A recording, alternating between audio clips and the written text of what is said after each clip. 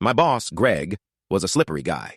He had this smirk that made you feel like you were just 2 steps away from being signaled out.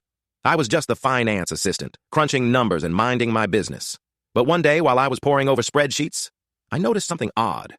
A $10,000 expense was labeled under miscellaneous, but we never approved such an amount. "Hey, Greg, can you explain this expense?" I asked him after a meeting. His eyes darted around, then he laughed like it was some inside joke I missed. "Oh, that," he waved it off. "Just a clerical error. I'll fix it." But Greg didn't fix anything. Instead, the following week, another mysterious expense popped up, this time $15,000, again labeled as miscellaneous. It didn't add up, so I dug deeper. I started staying late, pulling reports, and piecing together a puzzle that quickly began forming an ugly picture. Greg was embezzling funds, lots of it. I decided to confront him directly. "Greg, these expenses do not seem like errors. They seem deliberate."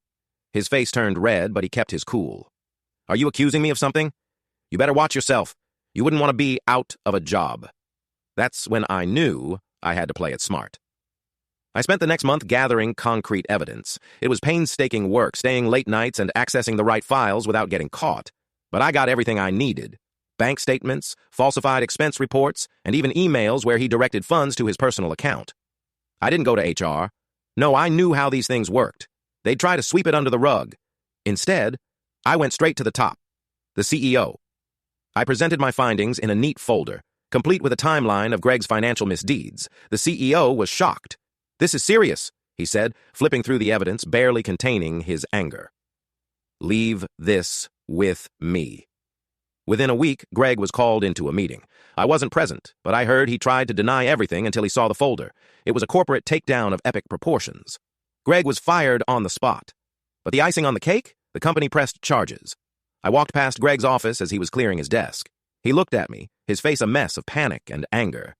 "You," he started, but I just smiled. "Enjoy your freedom while it lasts, Greg. You might want to get used to smaller spaces." Greg was convicted of embezzlement and sentenced to 5 years in prison. The company praised me for my integrity, and I even got a promotion. But more than anything, I walked away knowing justice was served, and I was the one who set it into motion.